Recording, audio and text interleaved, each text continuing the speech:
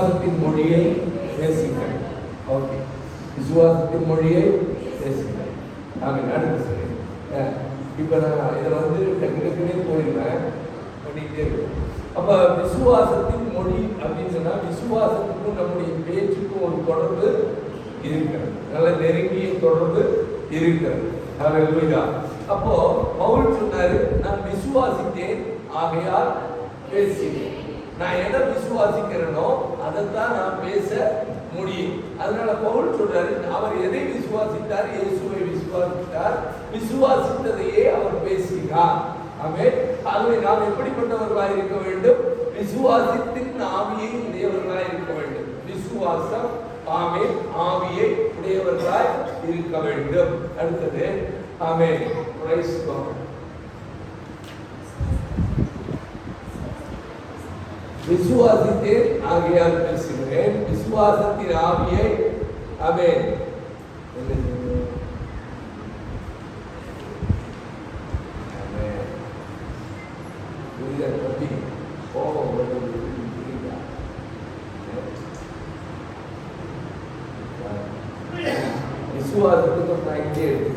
விசுவாசித்தேன். அப்போ நம்முடைய பேச்சு எப்படிப்பட்டதாக இருக்க வேண்டும்? அவநம்பிக்கையின் வார்த்தைகளை பேசக்கூடாது. என்ன பேசக்கூடாது? அவநம்பிக்கையின் வார்த்தைகளை பேசக்கூடாது. அடுத்தது எதை பேசணும்? விசுவாசத்தின் வார்த்தையை மாத்திரம்தான் பேசணும். அப்ப விசுவாசத்தின் வார்த்தை எங்கே இருக்கிறது? தேவனுடைய வசனத்தில் இருக்கிறது. தேவனுடைய வார்த்தை வார்த்தைகளின் வல்லமையை பற்றி பேசுகிறது. அதனால என்ன செய்யணும்? நம்ம அதை தான் பேசணும். வசனத்தை நம்முடைய வாழ்க்கையில வைத்துக் கொள்ள வேண்டும். அப்ப என்ன சொல்லுது? மரணமும் ஜீவனும் நாவின் அதிகாரத்தில் இருக்கிறது. அப்ப நம்ம பேசுற வார்த்தை என்னத்தை கொண்டு வரும்? மரணத்தையும் கொண்டு வரும், ஜீவனையும் கொண்டு வரும். அதனால நீ எதிர பிரியப்படுகிறாயோ அதனுடைய பலனை நீ என்ன செய்வ? அனுபவிப்பாய். ஹல்லேலூயா. ஆமென். புரியுதா உங்களுக்கு? ஆமென். நீ மரணத்துக்குரிய வார்த்தைகள் அல்லது அவிசுவாச வார்த்தைகள் பேசிக்கொண்டே இருந்தால் அதனுடைய பலன் தான் உனக்கு கிடைக்கும். ஆனால் விசுவாச வார்த்தையை பேசினால், விசுவாச வார்த்தை தேவனுடைய வார்த்தையா இருக்கிறது. தேவனுடைய வார்த்தை ஜீவனை கொண்டு வருகிறதா இருக்கிறது.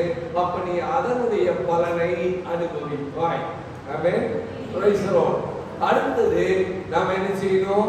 நீதிமானுடைய வாய் எப்படிப்பட்ட வாயா இருக்கு? ஜீவ ஊற்றாய் இருக்கிறது. கொடுமையின் வாய் யாருடையது? துன்மார்க்கனுடைய வாய். ஹல்லேலூயா. Praise the Lord. அப்போ அடுத்தது என்ன சொல்லி தந்தேன் உங்களுக்கு?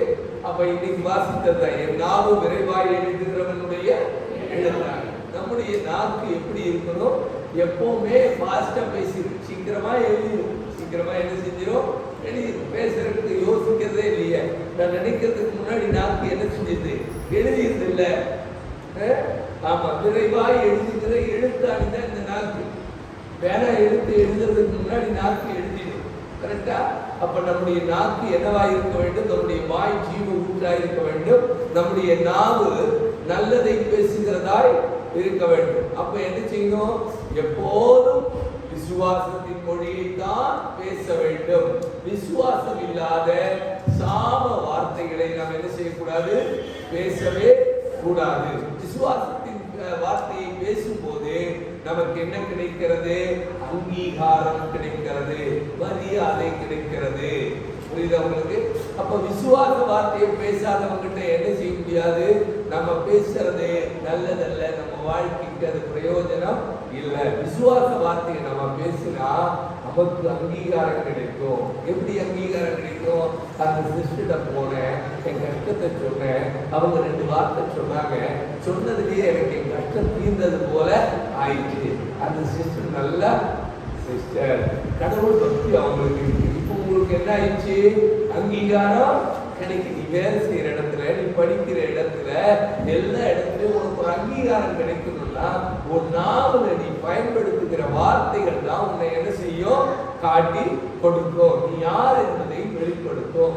நீ பேசுற வார்த்தை உலக பிரகாரமான வார்த்தையாய் அல்லது அவிசுவாசத்தின் வார்த்தையாய் இருந்தால் நீ என்ன செய்ய முடியாது? உனக்கு ஒரு அங்கீகாரத்தை பெற்றுக்கொள்ள முடியாது. ஆமென்.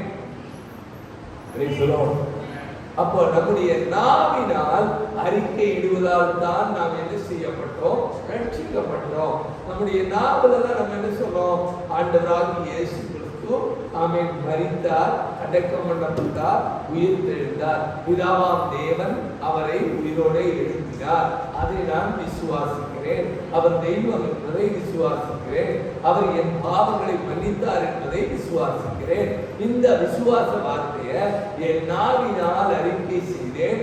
அப்பொழுது நான் என்ன செய்யப்படுகிறேன், ரட்சிக்கப்படுகிறேன். அப்படின்னா ரோமர் 9:10 சொல்லுது, 10ஆம் அதிகாரம் 9ஆம் வசனம் சொல்லுது.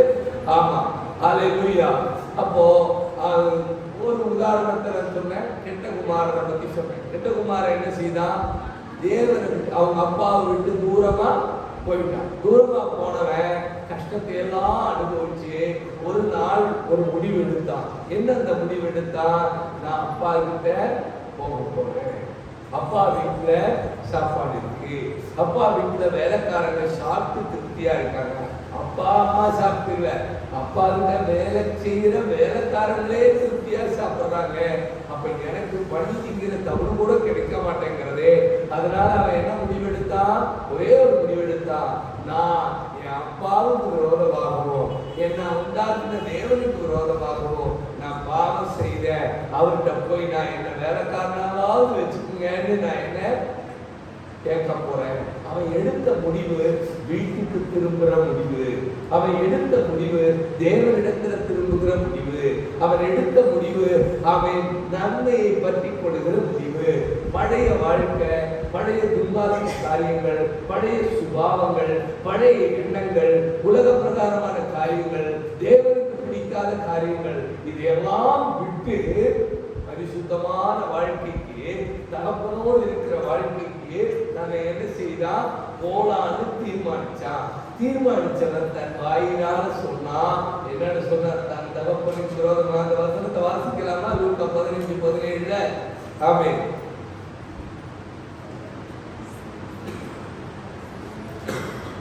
லூக்கா 15:17.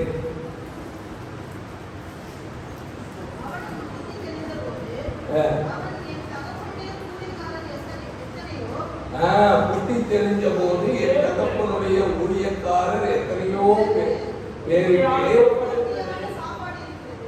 என்ன மாதிரியான சாப்பாடு, திருப்தியான சாப்பாடு இருக்கிறது.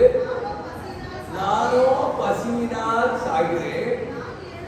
நான் எழுந்து என் தகப்பனிடத்திற்கு திரும்பி போய், தகப்பனே, பாரத்துக்கு விரோதமாகவும் உமக்கு விரோதமாகவும் பாவம் செய்தேன். இனி நான் உங்க பிள்ளைன்னு சொல்றது கூட நான் யோக்கியன் இல்லை. உங்க கூலி வேலை செய்யறதுல ஒருத்தனா கூட என்ன வச்சுக்கோங்க என்று சொன்னான். அப்படின்னு இருக்கு.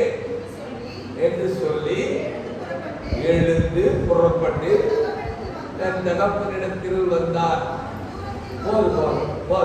இப்ப நமக்கு சப்ஜெக்ட் இருக்கா, இவன் சொன்னான வாயில. அப்போ விசுவாசத்தில் நீங்கள் சொல்லுவது போல அது உங்க வாழ்க்கையில அப்படியே ஆகும்.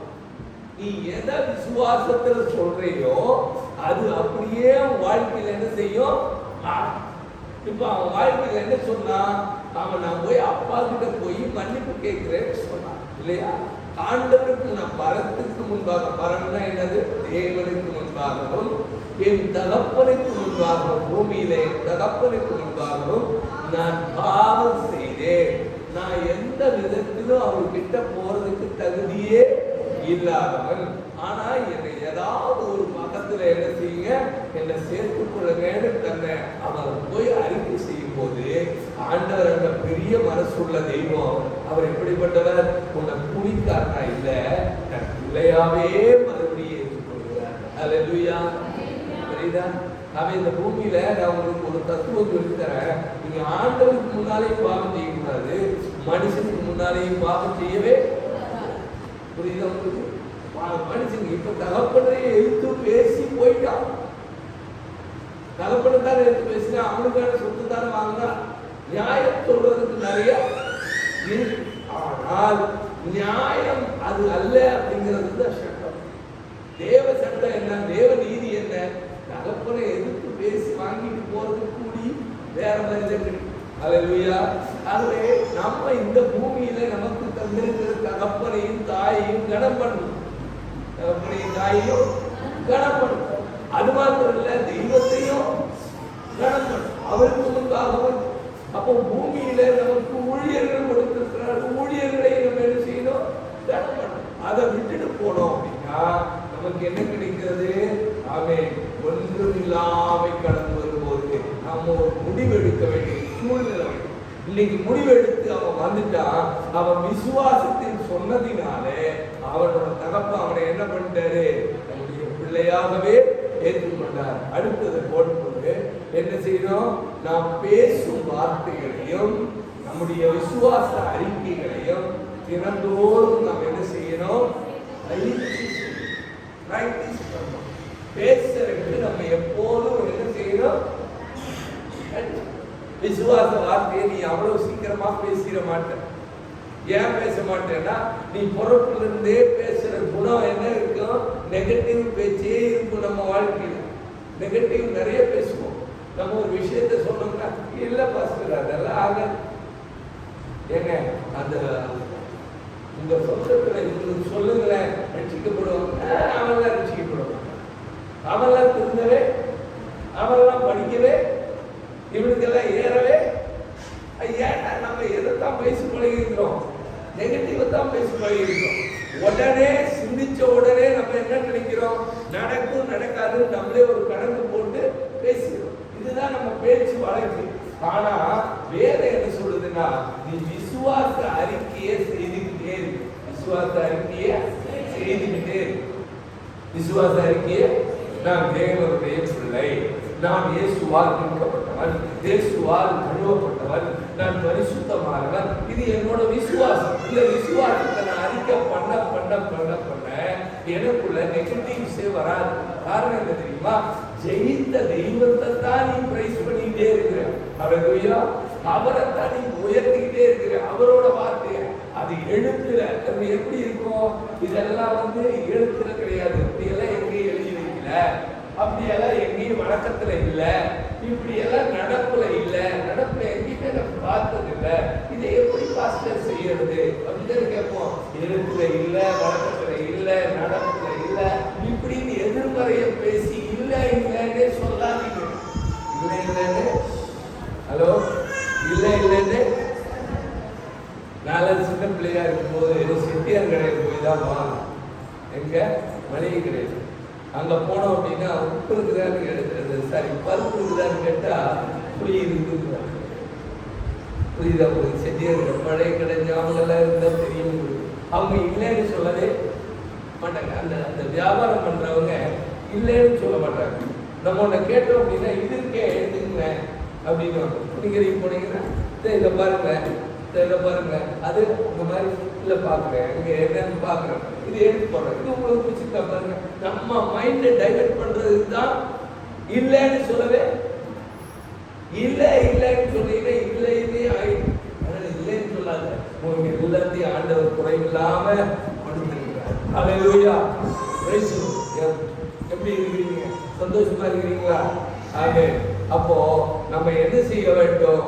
நம்முடைய வாயின் பலனால் நன்மையை புசிக்கிறோம். நம்முடைய வாயில நம்ம எதை சொல்றோமோ அதைத்தான் நம்ம என்ன செய்யறோம்? அனுபவிக்கிறோம். அப்போ பேசுற வார்த்தை எப்படி இருக்கணும்?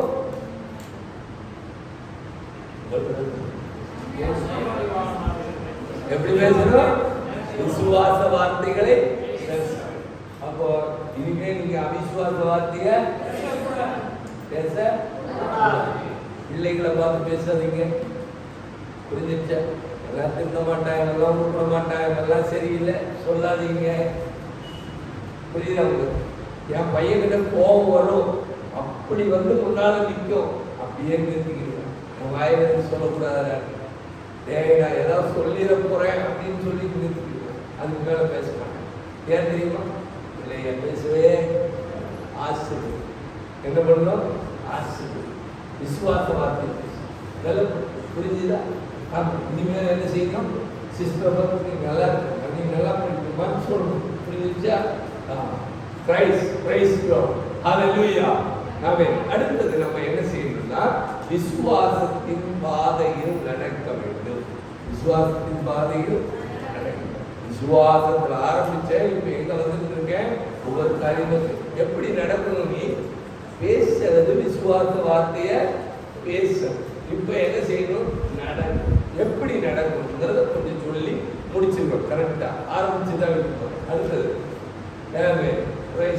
கூட இருக்கிறவங்க அவன் 2 Corinthians 5ஆம் அதிகாரம் 6ஆம் வசனம். 2 Corinthians 5ஆம் அதிகாரம் 6ஆம் வசனம்.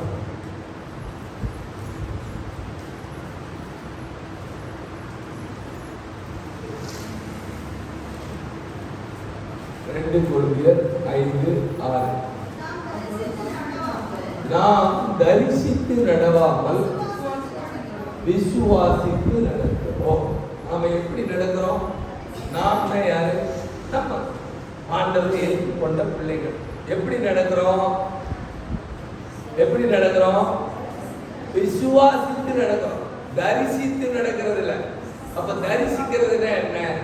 நான் இங்க ஒரு தம்பி இருக்கிறான், நம்ம அடிக்கடி சொல்லுவாங்க, எப்படிக்கா ஒண்ணுமே இல்லை, நம்ம போய் பார்த்து எப்படி எப்படி கும்பிடுறீங்க, சாமி கும்பிடுறீங்கன்னு ஒண்ணுமே இல்லையே அப்படின்னு. அப்ப தரிசிக்கிறதுக்கு ஏதாவது ஒண்ணு நம்ம முன்னால இருக்கணுங்கிறது தான் பண்பாடு, அதுதான் உலகம், அதுதான் மனுஷ அறிவு. ஆனா இங்க அப்படி இல்லை. இங்க நாம எப்படி நடக்கிறோம்? விசுவாசித்து நடக்கிறோம். உன்னை பார்த்து நடக்கல, விசுவாசத்துல உன் வாழ்க்கையில எது நடக்குதோ நடக்கலையோ நீ என்ன செய்கிற? விசுவாசிக்கிற, இது எனக்கு நடக்கும். ஆமென். விசுவாசித்து நடக்கிறோம். நம்ம எப்படி நடக்கிறோம்? விசுவாசி. தரிசித்து இல்லை. தரிசித்துன்னா என்ன? பார்த்து இல்லை. தரிசனம் பார்த்து கண்ணில் தெரிஞ்சு ஓ இது நமஸ்காரம் போடுறது இல்லை, அது இல்லை. புரிஞ்சிச்சு அவங்களுக்கு? புரியுதா உங்களுக்கு? ஒரு சிலையை வச்சுட்டு அதை பார்த்துட்டு நீ விசுவாசிக்கிறது இல்லை. ஏதோ ஒண்ணு பெருசா இருக்கிறத தெரிஞ்சுட்டு விசுவாசிக்கிறது இல்லை. நாம எப்படி விசுவாசித்து நடக்கிறோம்? தரிசனத்து நடக்காம விசுவாசத்தில் நடக்கிறோம். விசுவாசத்தில் நடக்கிறோம். நம்முடைய நடக்கை எப்படி இருக்குது? விசுவாசத்தில் இருக்கு. அப்படி விசுவாசித்து நடந்ததுல என்ன கேட்டீங்கன்னா, ஆபிரகாமை குறிச்சு பார்க்கலாம். நாம நம்முடைய விசுவாசத்துல நாம எப்படி அடியெடுத்து வைக்கிறோம் அப்படிங்கிறதுக்கு சிந்திச்சோம்னா, ஆபிரகாமுடைய வாழ்க்கை தான் மிகப்பெரிய ஒரு உதாரணம். ஆபிரகாம் தெரியுமா தெரியாதா? உங்க வீட்டுக்காரர் ஆபிரகாம். அவன் முற்பிதா ஆபிரகாம் என்ன செய்தாரு? ஆண்டவர் அவர் பார்த்து, தம்பி ஆபிரகாமே, நீ எழுந்து நான் உனக்கு காண்பிக்கும் தேசத்துக்கு போன்னு சொன்னாரு. என்னன்னு சொன்னாரு? போன்னு சொன்னாரு. அவ்வளவுதான். நீ அவங்க எழுந்து உன்னை நான் என்ன செய்வேன்? பெரிய ஜாதி. ஒரு வாக்கு தத்தத்தையும் கொடுத்துட்டாரு. 3 கட்டளையும் கொடுத்து ஒரு வாக்கு தத்தத்தையும் கொடுத்துட்டாரு. உன்னை நான் ஆசீர்வதித்து உன் பேரை பெருமைப்படுத்துவேன், நீ போ. அப்போ அவன் அந்த வாக்குறுதிய மட்டும்தான் அவன்கிட்ட இருக்கு. என்ன இருக்கு அவன்கிட்ட? என்ன வாக்குறுதி? நான் உன்னை பெரியவனாக்குவேன், உன்னை ஆசீர்வதிப்பேன், உன் பேரை பெருமைப்படுத்துவேன், உன்னை பெரிய ஜாதியாக்குவேன், உன் வம்சம் ஆசீர்வதிக்கப்படும், உனக்குள்ள எல்லா மனுஷனும் ஆசீர்வதிக்கப்படுவான். இதுதான் அவன் கையில கொடுத்துருக்கிறார் ஆண்டவர். வேற மேப் எல்லாம் உண்மையே கொடுத்தேன். வேற மேப்பே அவன் என்ன செஞ்சான்? அவங்க அப்பா வீட்டே அம்மா வீட்டே சொந்தம் வந்தா எல்லாத்தையும் கூட்டி கிளம்பிட்டான். புரியுதா உங்களுக்கு? இதுக்கு பேர் தான் விசுவாசம். இதுக்கு பேர் தான் விசுவாசம். தெரியுதா? ஆபிரகாம் ஆண்டவரோட சத்தம் கேட்ட உடனே அவன் அதுக்கு அப்படியே கிளம்பிட்டான். அப்படியே கீழ்படிஞ்சு கிளம்பிட்டான். எனக்கு ஒரு அடிக்கடி இந்த விசுவாசத்தை பத்தி பேசும்போது எனக்கு ஒரு பிள்ளை ஞாபகம் வருவா. அவள் அந்த பிரசவத்துக்காக இருக்கிறான், ஆஸ்பத்திரியில் அட்மிட் ஆகிருக்கிறான். அங்க தண்ணி குடம் இல்லை. என்னது? கொடுக்குற தண்ணி இல்லையா? அதனால ஆப்ரேஷன் பண்ணணும்ட்டாங்க. எனக்கு போன் வருது. போன் வந்து நான் தூங்கிட்டு இருந்தவன் எந்திரிச்சு என்ன சொல்றேன்? நீ கிளம்பி இங்க வந்து அப்படி. அவ்வளவுதாங்க, கிளம்பி வந்துரு, இவ்வளவுதான் சொன்னேன். அந்த பிள்ளை கிளம்பி வந்துட்டு சுகப்பிரசவத்தை பார்த்து ஆமா, இங்கதான் இருக்காங்க. பிரைஸ் காட், ஹல்லேலூயா. அப்ப என்ன அர்த்தம்? விசுவாசத்துல நடக்கிறது. விசுவாசத்துல நீ போமா, உங்களுக்கு சுகமாயிடும், அவ்வளவுதான். வார்த்தை கிடைச்சிச்சு, இந்த வார்த்தையை முடிச்சுட்டு போயிட்டே இருக்கு. இன்னும் நான் எதை தரிசிக்கல, சுகத்தை தரிசிக்கல, இன்னும் நான் பிரசவத்தை பார்க்கல, இன்னும் என்னோட நிலைமை என்னன்னு தெரியாது. ஆனா நான் பிலீவ் பண்ணிட்டேன். என்ன பண்ணிட்டேன்? பிலீவ் பண்ணிட்டேன்.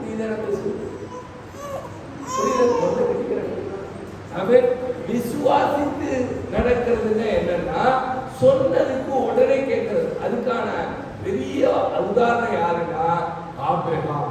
ஆபிரகாம் என்ன செய்தான்? விசுவாசித்து அவன் உடனே என்ன செய்தான்? புறப்பட்டான். ஹல்லேலூயா. அடுத்த ஸ்லைடு போடுமா? Prize card. அடுத்து காலியா இருக்கு. அதுக்கு அடுத்தது ஏதோ நடந்துச்சு. ஆமென்.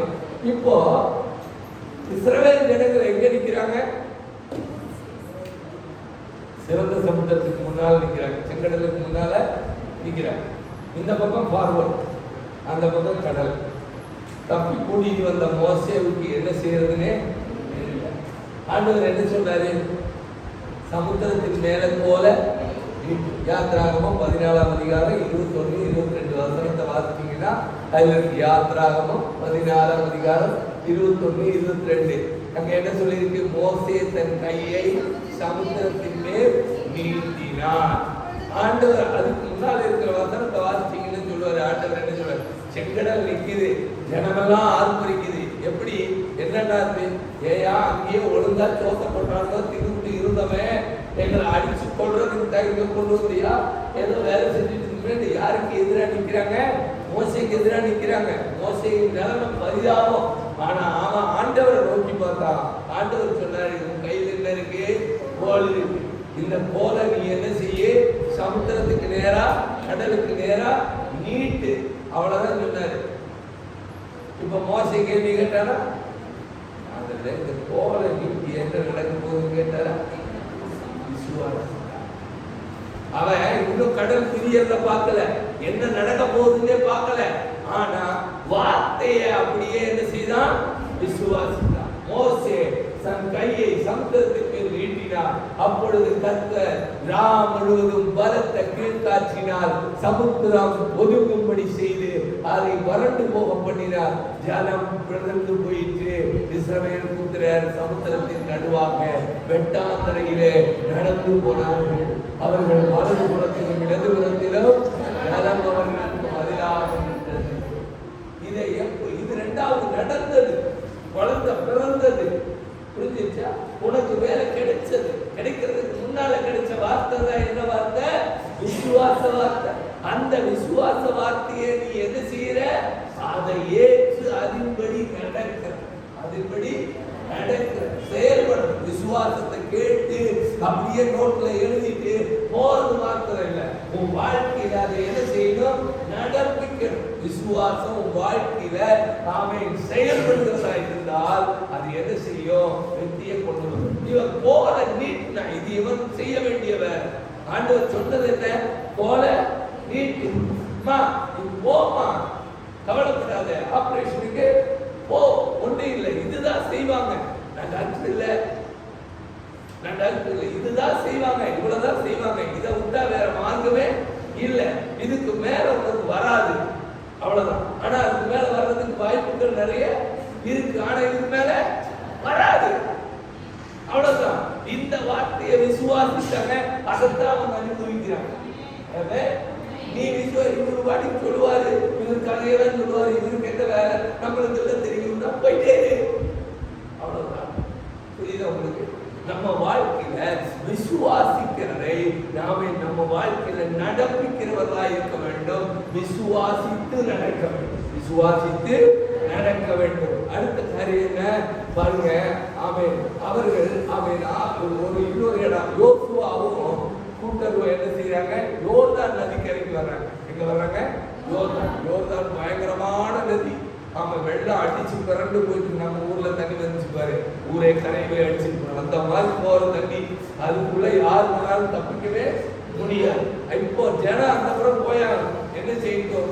ஆண்டவர் சொன்னாரு, நீ ஆசாரியர்களின் தோல்ல உடன்படிக்கை பெட்டியை தூக்கி வச்சுட்டு ஆசாரியர்கள் கால் எதுல படணுமா? தண்ணியில படணும்னு கால் வச்ச போது 6 கடல் எழுதிட்டாங்க. 6 பிரிஞ்சு போச்சு. அங்க எழுதும் போது கடல் எழுதி 6 பிரிஞ்சு போச்சு. புரியுதா உங்களுக்கு? அப்போ ஆண்டவர் சொன்னாரு, மோசே கிட்ட கையில சொன்னாரு, யோசுவா கிட்ட கால். அப்ப கையிலையும் அதிகாரம் இருக்கு, காலையும். உனக்கு சரீரமெல்லாம் அதிகாரம். ஆனா நீ விசுவாசி. ஆனா நீ எதுக்கு நீ விசுவாசிச்சீனா உன் வாழ்க்கையில எல்லாம் செய்யணும். Hallelujah, praise the lord. சீக்கிரமா இது ஒண்ணு மாத்திரம் சொல்லி முடிக்க விரும்புகிறேன். ஆமென். Praise the lord. அடுத்தது எடுத்தா நான் ரொம்ப போயிடுவேன். ஆபிரகாமின் விசுவாச பயணம் மிகப்பெரிய ஒரு உதாரணம். அதை பத்தி பேசணும்னா, விசுவாசத்தினால் அவர் எங்கு செல்கிறார் என்று கூட தெரியாமல் அவர் என்ன செய்தாரு? புறப்பட்டார். அதுக்கான அதிகாரங்களை எழுதிக்க. நம்ம வாழ்க்கையில நாம விசுவாசிக்கிறதுக்கு படி நடக்க முயற்சி. இது இப்ப புரியாது, முடியும் போதுதான் புரியும். புரியுதா உங்களுக்கு? இது ஆரம்பிச்சுதான் வச்சிருக்கேன். ஆனா இன்னைக்கு ஒன்னே ஒரு படி சொல்றேன். கேட்ட வசனத்தை, விசுவாசித்த வசனத்தின் படி நடக்க உங்களை என்ன செய்யணும்? ஒப்பு. புரியுதா? நீங்க இங்க இருந்து கேட்கறது எல்லாமே உங்க வாழ்க்கைக்கு பிரயோஜனம். ரைட்? ஏதோ அப்படியே இல்லை. நீ விசுவாசிச்சீனா வாழ்க்கலாம். விசுவாசிச்சீனா நல்லவர் அதுல நிறைய இருக்கு. பார்க்கலாம். அந்நிய தேசத்தில் கூட வாழ்ந்தார் பேசுறேன். இன்னும் நிறைய பேசுறேன். அதாவது நான் எப்பவுமே உங்களை கஷ்டப்படுத்துறது இல்லை. ஆனா நீங்களே என்னை கஷ்டப்படுத்துறீங்க. எப்படி தெரியுமா? 9 மணிக்கு 9:30 வந்துட்டீங்கன்னு வச்சுக்கோங்க.